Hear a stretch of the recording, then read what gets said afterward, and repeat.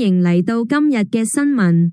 今日係香港回歸28週年，電車今日免費乘搭天星小輪，今日免費乘搭尖沙咀灣仔航線富裕小輪。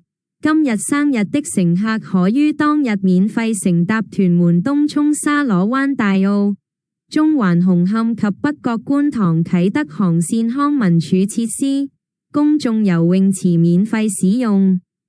M+ 號標準門票包括的7月1日所有展覽免費。